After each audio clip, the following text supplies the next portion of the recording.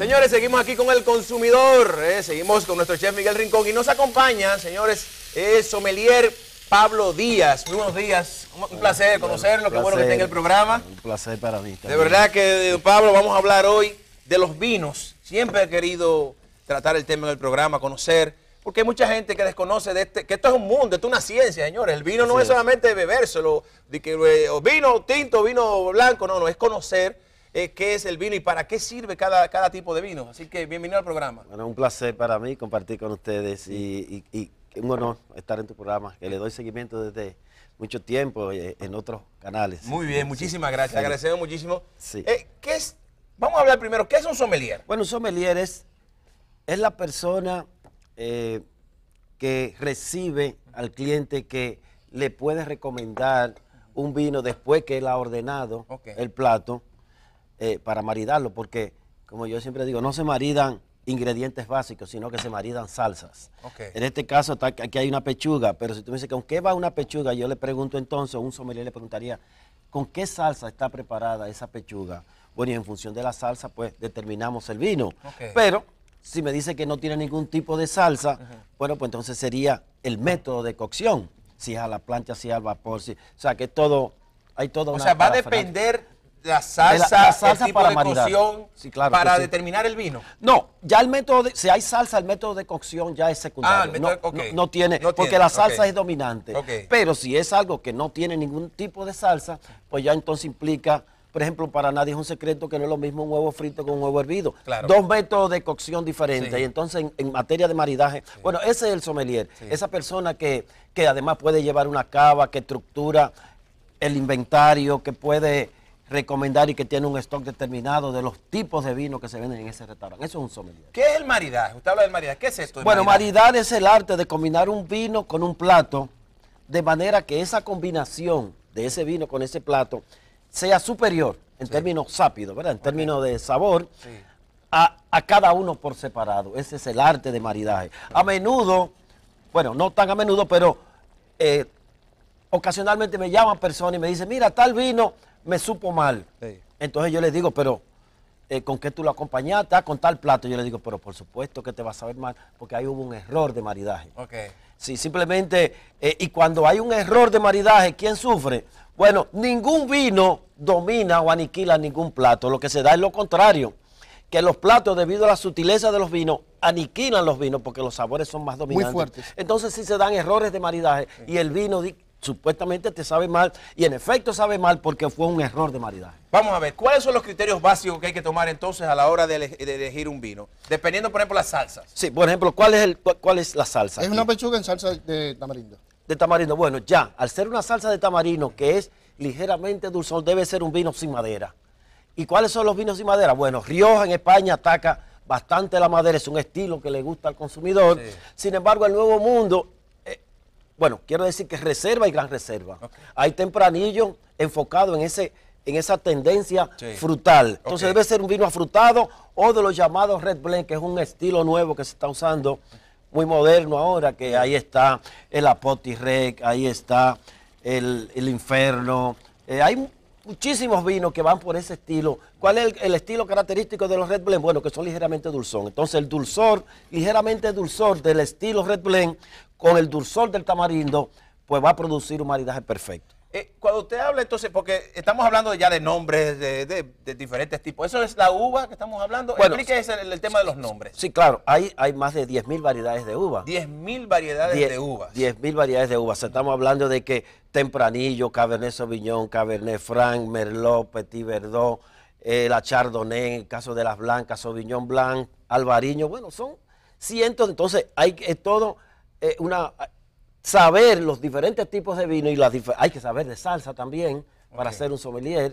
Hay que enseñarle las salsas madre, cuáles son las salsas derivadas. Sí, son muchas uvas. Pero cuando hablamos de que hay mucha gente que nos está viendo que para darle una clase básica de lo que sería el vino, porque ya estamos hablando, usted está hablando ya de profesionales del vino. No, esas uvas son comunes. Sí, pero me refiero, pero para la persona que me está viendo ahora y dice, espérate, yo quiero ir a un restaurante y quiero pedir un vino, pero no, a veces no saben cuál es la elección correcta para el vino. Si va a comer carnes, Sí. por ejemplo, Bueno, ¿qué usted recomienda? El cliché. El cliché, es un cliché eso. No es un cliché. Tiene mucho asidero Sí. de que los carnes rojas con vinos tintos, Sí. carnes blancas con vino. En este caso es una carne blanca, pero lo podemos maridar con un vino tinto. O sea, Sí. hay ciertos parámetros que se pueden romper. Ok. Pero sí, se estila. ¿Por qué? Bueno, sencillamente porque los vinos tintos, cuyo elemento principal es el tanino, que es una sensación manchosa, quieren proteína. ¿Y dónde están las proteínas? Principalmente las carnes rojas. O sea que adherirse a eso no es una mala idea. Ok. Carnes rojas con vino tinto, ese cliché tiene décadas, quizás siglos, y si tiene mucha veracidad, lo confirma la otra CIA, le llamamos así, que es la Culinary Institute of America, que está a la vanguardia en ese tipo de cosas. Así de sencillo.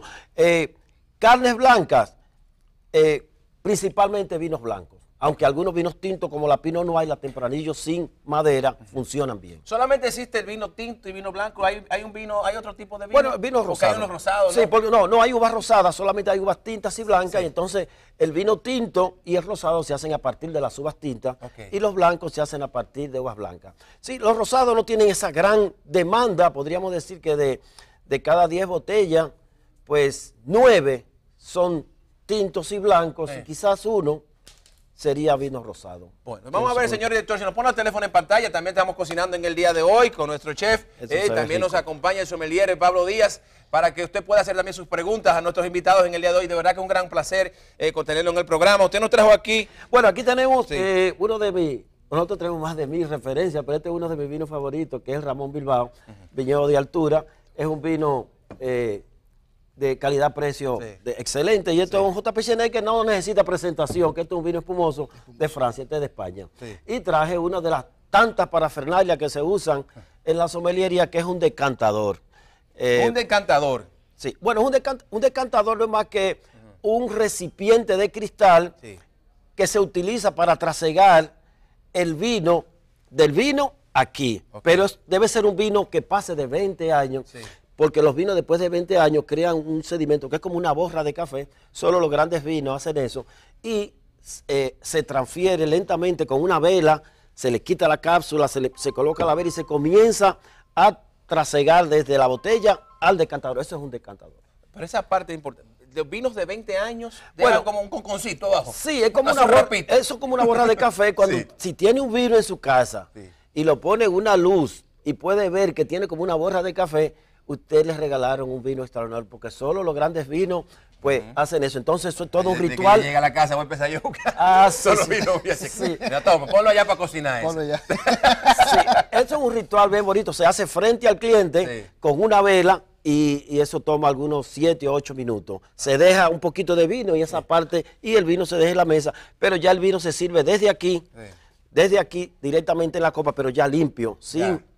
esos sedimentos. Tenemos una llamada. Muy buenos días. Hola, Pablo. Oye, de Clara. ¿Cómo está usted? Ahí bregando. ¿Cómo se siente? Ahí de a poco. Qué bueno, qué bueno. ¿Usted tiene alguna pregunta, doña Clara? No, hablando de tu comentario de la lleva con dulce. Dígamela. Pregúntale qué es lo malo de eso. ¿Cómo fue? Pregúntale qué es lo malo de eso. ¿Qué es lo malo? Que a mí no me mandan. Oye, Pablo. ¿Y qué le pasó al Che hoy que no fue? Oh, Alejandro. tú tienes un compromiso laboral en el día de hoy, que no pudo ok. venir. Pero No, tenemos a nuestro saludame. chef Miguel Rincón aquí, que casi es lo mismo, ¿eh? Ah. Es lo único que no hace chiste. ¿Qué pasó? No hay chiste. Ay, Dios, qué cosa es. Gracias, doña Clara, un abrazo. Bye. Muy bien. Entonces, el tema de la presentación de un vino. Vemos que cuando vamos a los restaurantes, ustedes hacen un proceso de enseñarle el vino primero al principal, ¿verdad? Comensal de la mesa. Explique ese proceso. Bueno, se estila, sí. presentar el vino. Ok. Un sommelier debe presentar el vino con elegancia. Él pidió Ramón Bilbao, viñedo de altura 2015. Sí. Bueno, se presenta el vino, inclinándose un poquito, ladeando la cabeza un poquito hacia la derecha y diciendo el nombre del vino y la cosecha. Sí. La razón de esto es que después que la persona sintió con la cabeza que ese fue el vino y la añada que él ordenó, pues después que el vino está descorchado, difícilmente él te vaya a decir a ti, ese no fue el vino que yo ordené. Claro. Simplemente porque él asintió. Luego, el protocolo de servicio en la mesa dice que a la persona que ordenó el vino en la mesa son 10 personas y se le entregó la carta a una señora, pero resulta que fue un señor que él terminó ordenando el vino, se le sirve un poquito a esa persona y el sommelier se retira. Y cuando él pruebe, confirme que el vino está bien, que está en condiciones adecuadas, pues entonces se le procede a servir a todo el mundo y se deja a esa persona de último. Okay. Eso establece el protocolo del vino en la mesa. Eso se hace desde antaño y se sigue haciendo todavía. Yo veo que, por ejemplo, hay un proceso que la persona que se le da para probar o aprobar el vino, porque más que probar es aprobar, aprobar, sí. Huele. Sí. Y también se supone que debe probarlo ya. Bueno, son 4 fases. 4 fases. ¿Cuáles son? Bueno, se coge la copa, se rota el vino, se lleva primero la parte visual. Sí, cuando inclinas la copa, inclinándola a 45 grados hacia afuera. Sí. Nunca hacia adentro, nunca hacia los laterales, sino hacia afuera. Y si ves que el borde, que es el ribete, cuando inclinas la copa te da un color tirando a la naranja, a la china, ese vino es probable que esté declinado. Ya ahí hay sospecha. Pero espérese.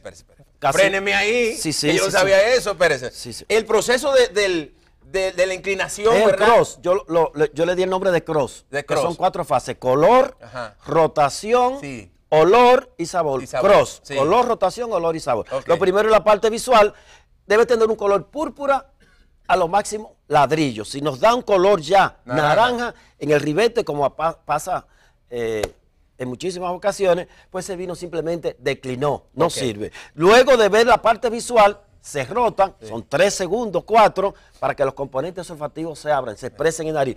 Ya luego vamos a la tercera parte del cross, que es la O, llevárnoslo a la nariz. No a determinar si el vino, es a ver si el vino tiene algún defecto. Y finalmente la S, que el sabor se lo lleva a la boca, simplemente para determinar que el vino no tiene ningún defecto. No si a usted le gusta o no. No si usted pidió un vino. Pero eso es importante. Sí. No dije, espera, no fue el que yo pedí, o sea, no, el sabor porque no si me usted gusta. pidió un vino de 1.500 pesos, que puede ser un vino que ande rondando los 750, porque los restaurantes tienen que tener un margen de ganancia. Claro. Entonces, ese vino es el sabor de ese vino. No sé si a usted le gusta o no, si tiene algún defecto. Podríamos venir en otra ocasión y mencionar los 12 defectos más comunes, que al mismo tiempo son infrecuentes, que son un olor como a cartón mojado, mito de fósforo, cuando ese es otro de los defectos. Pero la relación calidad-precio en el vino, Ajá. esa parte es importante. Usted mencionó ahora, me acaba de hablar de precio. Es directa, o sea, estamos hablando de que para tú un buen vino vas a tener que pagar un buen dinero. No necesariamente. No. Por ejemplo, Ramón Bilbao anda por los 1.200. Para mí, yo entiendo que ese vino en términos de real es un vino de 2.000 pesos, 2.000. Entonces, calidad-precio es una buena opción. Claro. El mismo JP Chenet anda por los 700 pesos. Yo entiendo que JP Chenet, de los espumosos más económicos, su precio real andaría por los 1.500, sin embargo, cuesta la mitad. Te puedo mencionar Domaine de Labón. Hay muchísimos vinos, calidad-precio, que tú no tienes que irte al más caro. Necesaria, por supuesto, que lo caro siempre es bueno. Claro. Y los vinos caros siempre nos van a dar una buena, pero hay vinos de precio asequible entre 800 y 1.200 que son una buenísima opción en términos de eso, de calidad-precio. Chef, cuénteme, ¿cómo vamos aquí? Bueno, ya tenemos, la pechuga está lista. Está lista. Sí, está lista. Ya tenemos ya el proceso. Sofreímos el ajo y la cebolla en aceite verde o mantequilla. Luego agregamos los jugos, en este caso el jugo de tamarindo. Antes de agregar el jugo sellamos la pechuga, cocinamos la pechuga, luego agregamos el jugo para que la pechuga terminara de cocinarse en la salsa y así pues la propiedad organoléptica de ambas cosas pues se combinen. Por supuesto. Okay. Y entonces reducimos o ponemos a fuego bajo, para que la gente lo entienda, hasta reducir la salsa y ya está listo. Una receta sumamente fácil. O sea, que es una fácil. reducción de salsa de tamarindo. Salsa de tamarindo, exacto. ¿Qué vino te recomiendo? Yo no sé si usted lo mencionó ahorita, pero ¿qué vino recomendaría para este tipo Bueno, el viñedo de altura precisamente. Yo no sabía que iba a ser una salsa dulzona. Es dulzona, ¿verdad? Sí. Ligeramente. Bueno, ligeramente, porque a veces tú tienes que, el tamarindo a veces te sale dulce, pero a veces también te sale un poquito ácido. Sí. Sí, entonces tú lo puedes combinar con un poquito de azúcar para equilibrar eso y así ya tú tienes la salsa ideal. Sí, lo que no debe ser es un vino con marcadas maderas. Se deja la madera para salsas evolucionadas como una salsa cuatro quesos, roquefort, una salsa bernesa. En este caso puede ser, y la sencillez de la pechuga es un plato sencillo, ligero. Sumamente ligero. Pues debe ser un vino tempranillo sin madera, como el viñedo de altura, o puede ser un red blend que ya mencionamos ahorita. Sí, van perfectamente. ¿Cuál es la uva Mercedes-Benz? Y tal vez valga la cuña. Sí. Pero ¿cuál es la uva que Sí, tú dices? la uva. La uva que te da el vino más caro. Sí, bueno, Existe. sí, son 10.000 variedades de uva y hay 10 uvas que están en la élite definitivamente, porque no solamente tiene que ver con su calidad, sino su capacidad. Se dice que para que una uva sea clásica, extraordinaria, fuera de serie, debe cumplir con 6 requisitos: frutosidad, dureza, resistencia a enfermedades, capacidad de madurez, sabor y carácter, personalidad, pero sobre todo adaptabilidad. Entonces son más o menos 10. Cabernet Sauvignon. Cabernet Sauvignon es el número 1. Difícilmente, no No necesariamente, está en orden, no está en orden. necesariamente, Sí. pero difícilmente un vino de cualquiera de esas uvas les vaya mal en cualquier restaurante o supermercado. Cabernet Sauvignon. Tintas primero. Ajá. Cabernet Sauvignon, Sí. Merlot, Merlot. Pinot Noir, Sangiovese, Tempranillo, Malbec y Shiraz. Esas 7 uvas son probablemente, podríamos decir que la élite de la élite en materia de vino. Ok, esas 7 tintas. Y blanca, bueno, pues tenemos Chardonnay, Sauvignon Blanc y Albariño. Habría que darle quizá una mención al Riesling y al Sauvignon Blanc. Una llamadita. Buenos días. ¿Puedo? ¡Ey! Mira, pregúntale esos vinos que venden en litro, en caja de cartón que parecen contén de leche, y los vinos que son a 100 y pico baratos. ¿Qué tal la calidad? Aunque no sean muy ricos. Sí, no, está bien. Esos son vinos de Tetra Pak. Eso es una... Espérese. Yo sé que usted me va a contestar. Yo le voy a permitir que obviamente. Pero mi querida, tú me estás hablando de un vino en caja que viene de que galón. ¿Qué pasó? Estaba hablando está con un bien. sommelier. Ayúdela ahí, pero así no me maltrate. No, está ¿Qué van a bien. decir mis invitados de mi televidente? Está bien, esos vinos, eso es para abaratar costos, Sí. Eso está bien. Sí. Hay vinos embotellados que cuestan 400 pesos, esos vinos, por no venir embotellados ni con corcho, pues baja su costo a 250 pesos. Están bien los vinos de Tetra. Se usan en muchos hoteles, todo incluido, no muy costosos. Se usan mucho los vinos de Tetra Pak. Una pregunta, Pablo. Ahora que se está hablando de eso, de los vinos de cartón, los vinos que regularmente en los países que se consume mucho vino en la hora de Italia, almuerzo, Francia, Alemania. Italia, Francia, Sí. tienen un vino específico para la mesa. Sí. ¿Qué tipo de vino? ¿Cómo se llama eso? Ese precisamente, el vino de Tetra. Ese que ella dice es el que consume el francés común, que lo compran en lo que sería el equivalente a un Es el vino colmado. de mesa, como le llaman. Es El el vino de vino- la casa. Bueno, de la mesa, sí. Es el vino de mesa, o Sí. sea, el 40% del francés, el italiano, el español común, es el que ella dice. Sí. El de Tetra, que te vale €1, 75 centavos de Que euro. no tienen ni Que es especificación más ninguna caro la lima de ni- uva que el vino. Sí, pero son muy agradables, son muy Yo agradables. te puedo poner, bueno, no sé si da el tiempo, te puedo poner, yo anteriormente tenía un restaurante y yo tenía un cliente que le gustaba mucho un vino, que ni siquiera tenía la especificación de la etiqueta, Sí. no se sabe lo que era, Sí. pero el vino tenía mucha demanda. Mucha Sí, demanda. son vinos de muchas uvas. Sí. 6, 7, 8. Preguntan aquí, nos trajeron estas copas. Sí. Por ejemplo, cómo se agarra la copa? Me preguntan por aquí. Sí, a menudo Sí. vemos una copa de esto, vino. y esto lo vemos incluso en las revistas sociales de los sábados, va a Sí. ser esto. Por algo está ese tallo ahí. Dice una de las personas más Conocedora. a la vanguardia Sí. en materia de vino a nivel mundial, Emil Pelón, dice, el de a alguien una copa de vino que por la forma de esa persona agarrar la copa, usted se dará cuenta si es un conocedor o no. Vamos a ver. Si ese tallo está ahí por algo. Esto, antiestético, mancha la copa, calienta el vino. Nada hace más diferencia que la temperatura. No es del vino, no, de cualquier cosa. Tómese un refresco con soda caliente. Sí. A ver si usted lo va a disfrutar. Aquí, si la actividad es parada y lo quiere agarrar en la base, me encanta mucho, pues está bien. Esto es una copa, básicamente esta copa es de Pinot Noir, se usa también para Chardonnay. La copa, este tipo de copa, si cerrara, que no cierra, por eso el tallo es corto, vemos que es una copa de agua. Sí. Al no cerrar, el buque se pierde. Fíjense que esta tiene un ligero cierre hacia arriba. Vamos Y a ver. esta no. Sí, Sí. Esta copa tiene un ligero cierre hacia arriba Sí. y el buque se atrapa aquí. Esta es plana hacia arriba, por cuanto esto es una copa De de agua. agua, pero se puede utilizar también Sí. para vino sencillo. Entonces, al ser tallo, debe ser la forma correcta aquí en el tallo. Ahí en el tallo. Si la actividad es parada, en la base. Y así usted lo rota, que es una forma también de que el vino ayudarlo a abrir. Para ir por en el mismo tenor de la llamada de la señora que hablaba del vino en galón y en tanque. Las uvas de Neiva. Sí, Háblame bueno, un poquito. ¿Usted conoce del vino de Neiva, de las uvas, de la Bueno, calidad del mire. vino? Se está hablando se puede hablar de vino en República sí, Dominicana. ese proyecto hace ya 20 años que fue introducido Sí. por el gobierno de turno. se cayó porque fue centralizado. Y entonces ya prácticamente Neiva ha perdido mucho. Sin embargo, ha tomado el relevo un proyecto que hay más cerca. En Ocoa. Que es en Ocoa Sí. Bay. En el Palmar de Ocoa, ¿no? El Palmar de Ocoa, Sí. Ocoa Bay. Sí. Bueno, ahí se está produciendo un vino espectacular. Ese proyecto, le invito a que vayan por allá sábado, domingo. Siempre están los propietarios, los doctores Mayarinos, recibiendo ahí se meten 100 y 150 y 200 personas cada fin de semana. La panorámica que tiene, bueno, pues ahí hay la French Colombard, que es una uva francesa, que es la uva base del coñac, la Tempranillo, son las dos uvas que mejor se están adaptando. O sea que Neiva se ha ido un poquito quedando rezagada en el tiempo, sin embargo, tenemos el proyecto de Ocoa Bay que ha tomado... Porque las características del espacio o del ambiente para que la uva se tiene que ver, obviamente, el clima va a tener... No, Neiva se presta. Dice, o sea, lo principal es que no haya lluvia. Por eso que dicen que no haya lluvia. Por eso el arroz quiere agua, la yautía quiere agua, pero por eso que dicen que la uva es masoquista. En Neiva pasan meses a veces y no llueve. Y el terreno se presta. Yo creo que se descuidó el terreno, pero las condiciones de Neiva son súper favorables para ese tipo de cultivo, uva y aceituna. Sin embargo, también están presentes en Ocoa. O sea que Neiva todavía tiene potencial si se retoma con seriedad. Muy bien. Chef, ya estamos casi terminando. Sí. Explíqueme, ya estamos montando aquí. Ya tenemos rápidamente, porque hemos hablado mucho de vino y cosas, el proceso rápido para esta preparación.